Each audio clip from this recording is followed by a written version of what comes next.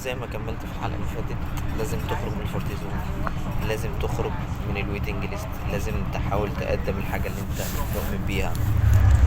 لازم دايما تعرف ان مفيش مستحيل، وان المستحيل هو نفسك. كل الناس، العالم اللي احنا عايشين فيه ده بيتطور عشان يبقى اقوى، يبقى احسن. تمام. التكنولوجيا دلوقتي بدأت تسيطر على كل حاجة في العالم اللي احنا عايشين فيه. فالإنسان دايما لازم يكون بيتطور لأحسن، لأفضل. ما ينفعش تفضل في مكانك، ما ينفعش تبقى نايم، ما ينفعش تبقى متكاسل، ما ينفعش تفضل تمام وغيرك بيسبقك. احنا في منافسة، ما كنتش هتجري وتلحق وتحاول مش هتنجح في أي حاجة. زي ما قال أرشميدس، قال كلمة جميلة أوي، قال: حدد لي موقعي الآن وسأحرك لك الكرة الأرضية.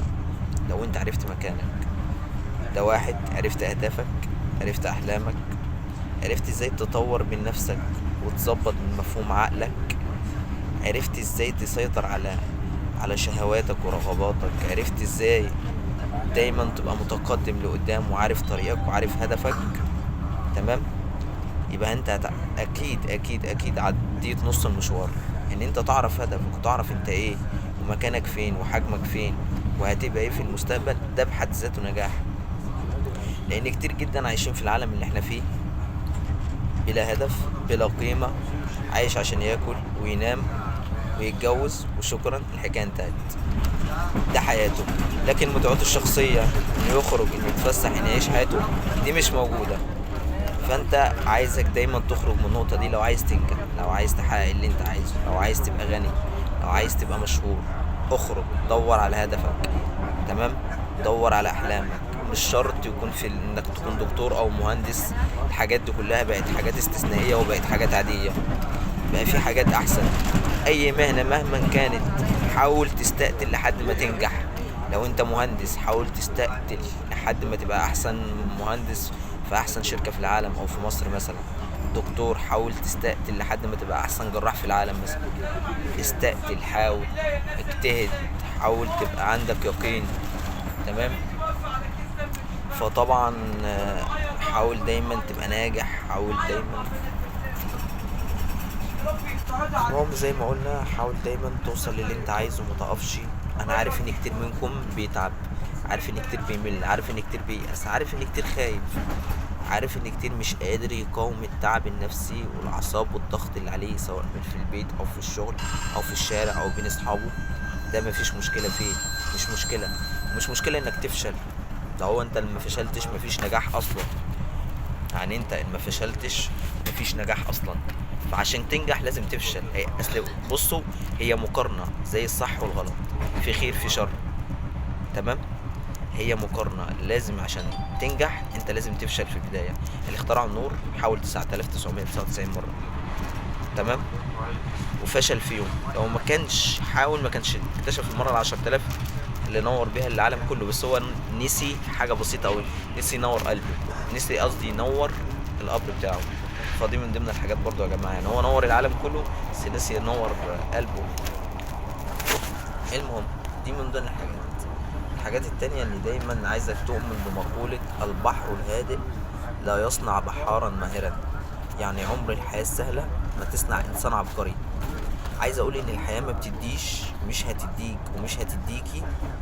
تمام. الا لما يكون عندك استعداد انك تاخدي، وانك تاخد، وانك تاخد مش تاخد بتزوق بالعافيه. انك تكون قوي، انك تكون واقف على ارض صلب، انك تاخد كل العثرات، كل الاحجار اللي حواليك وتحولها لحافز او سلالم تصنع بيها النجاح. الكلام ده مش مقولات بتتقال ولا كلام شعر ولا كلام تنميه بشريه. ده حقيقي، ده واقع، ده الناس بتعمله، ده في ناس نجحت بيه. في مره واحد كلم رجل اعمال، لقي راجل بسيط بيصطاد سمك. تمام. فالمهم قعد يتكلم معاه، قال له: انت بتعمل ايه في حياتك؟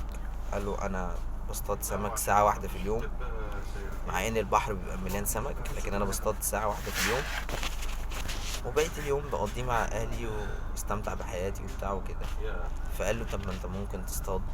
تمام. بالسمك اللي هتصطاد ده، طالما البحر مليان، تجيب مركب.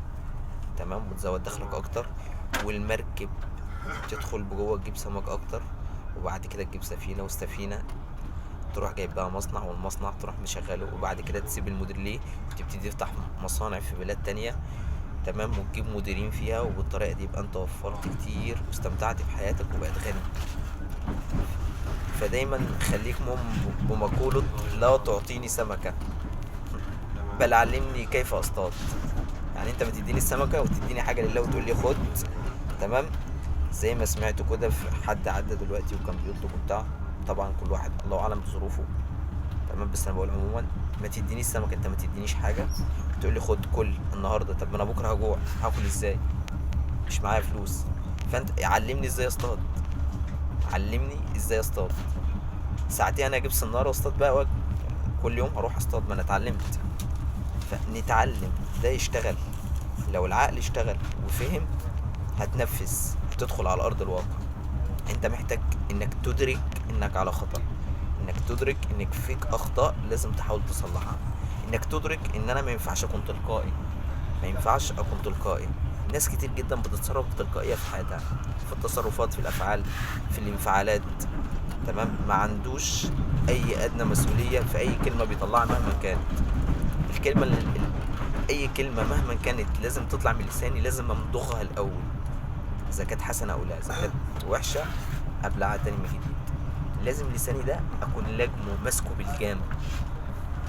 تمام، وعقلي ده تمام زي اللسان بالظبط. وممكن انت في ناس كتير جدا ما بتفكرش، في ناس على طول تلقائيه في الكلام بتتسرع. فلا، فكر ولو ثانيه ولو دقيقه، ده صح ولا غلط، ده اعمله او ما اعملوش، التصرف ده اعمله ولا ما اعملوش. طب هل لو تصرفته هيكون صح ولا هيكون غلط؟ فالحاجات دي هينتج عنها فيما بعد حاجات تانية كتير. وياما ناس خسرت بسبب كلمة، بسبب تصرف احمق او تصرف غبي دفعهم تمن غالي. فلا، فكر، حاول دايما تفكر لبكرة، حاول دايما تفهم، حاول تستوعب، حاول دايما تعرف ان اي انسان في الدنيا دي ربنا عز وجل عطاله عقل. تمام، مميزك بين البشر بالعقل، بين العالم، بين الحيوانات وبين كل الناس بالعقل. تمام، بس اصطفاك واختارك بحاجتين ما عطاهمش لاي مخلوق في الدنيا الا للانس والجن: العقل والغريزة. عطى للملاك العقل بدون غريزة، وعطى للحيوان غريزة بدون عقل، وعطى للإنسان الكوكتيل ده العقل والغريزة حطهم فيه. طب ليه؟ قالك عشان لو الغريزة اتغلبت على العقل يبقى أوطى من الحيوان، ولو العقل اتغلب على الغريزة يبقى أعلى من الملائكة في الأجر. فهنا لازم هنا نقطة ونبدأ من جديد، إنك تحاول، إنك ما تقفش، إنك ما تستسلمش. ربنا عز وجل خلقك أحسن واحد في الدنيا كلها، ولو ما بيحبك ما كانش جابك الدنيا. طب الصعوبات والحاجات، ولقد خلقنا الانسان في كبد، وانت مكتوب عليك الشقاء. مهما كنت غني او مهما كنت سعيد في حياتك لابد ان انت في شقاء برضه. هي الدنيا ارض شقاء، انت مش مخلوق هنا عشان تعيش وتكمل. لو كدمت للرسول عليه الصلاه والسلام، بس هي دايما مش دايما حد، كلنا هنسيبها في يوم. ولكن تسيب بصمتك قبل ما تمشي، تسيب الحته بتاعتك والبصمه بتاعتك قبل ما تمشي، حتى تتذكر بالخير، بعمل معين، بحاجة معينة تكون بينك وبين ربنا، نقطة معينة تكون بينك وبين ربنا ما حدش يعرفها الا هو. تحاول دايما تؤمن ان مفيش مستحيل. وبدليل على كده الأقمار الصناعية والشمس والنجوم والكواكب والصواريخ اللي بتطلع للفضاء، الحاجات المهولة دي ازاي الإنسان قدر يتوصل لها؟ بالعقل، بده ان انا اتجرأ، ان انا احلم، ان انا طموحي يوصل ان انا اتجرأ، ان انا احاول، ساعتها هنجح. تمام، ساعتها انا هنجح. وفي مثل قديم بيقول برضو: اذا رجعت خطوة الى الوراء فاعلم ان السهم سينطلق بقوة.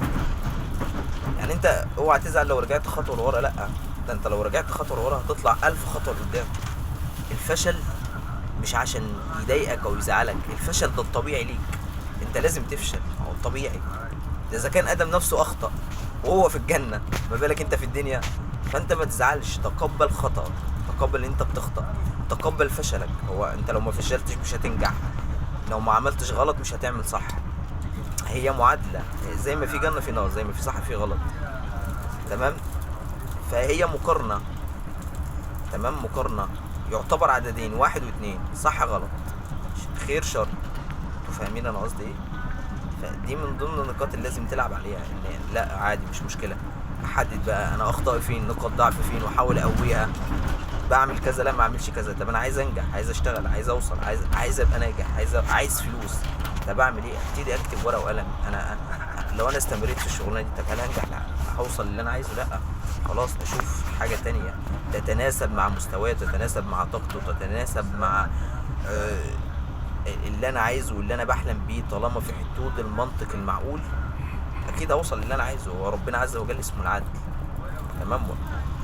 فانت اكيد ربنا هيديك اللي انت عايزه، بس مش في الوقت اللي انت عايزه ولا على الطريقه اللي انت عايزها، لا، بس في الوقت اللي هو عايزه وعلى الطريقه اللي هو عايزها. طب امتى؟